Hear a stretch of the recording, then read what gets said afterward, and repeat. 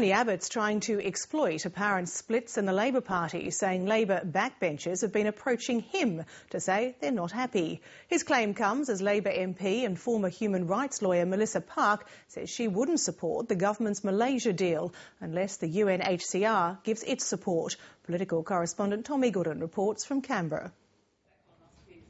A case of he said, she said. Tony Abbott says Labor backbenchers have been taking their complaints about Julia Gillard's government to him. The last thing I would ever do is reveal the contents of a private conversation. But I know, because they've told me, that there is a lot of unhappiness inside the caucus.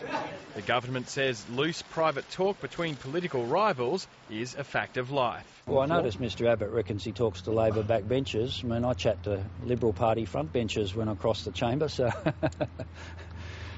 that's sometimes interesting. And last week, the Prime Minister revealed a private conversation she had years ago with Tony Abbott at an airport after she'd described Liberal frontbencher Christopher Pyne as mincing and a poodle.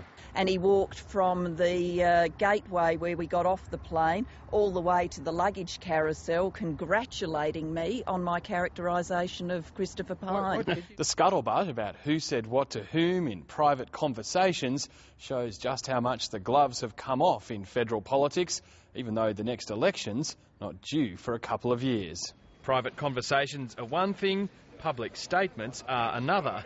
The opposition's been using this against Julia Gillard since she announced the carbon tax.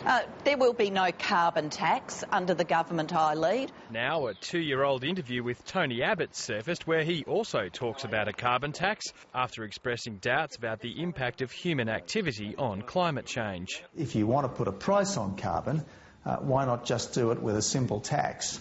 Why not ask motorists to pay more? Why not ask electricity consumers to pay more? And then at the end of the year you can take your invoices to the tax office and get a rebate. Well, Tony Abbott wasn't actually arguing in favour of a carbon tax. He was talking about all the different options that were available. Whatever's been said in the past about a carbon tax, the government's still got a job ahead of it to sell it. Another poll confirmed today its unpopularity with voters. The government says it's seen Treasury modelling showing the carbon price will help encourage more gas-fired electricity generation. And the ABC's been told the modelling's also showing a 17-fold increase in non-hydro renewable electricity generation by 2050. But the Climate Change Minister won't publicly release the modelling for now or talk about what it's predicting about the coal industry. Well, it's a very comprehensive piece of work and we'll release it when it's released.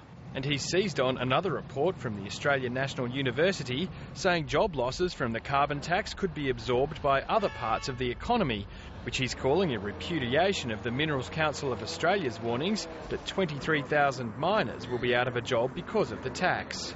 So I wouldn't rely too much on the Minerals Council's assertion here.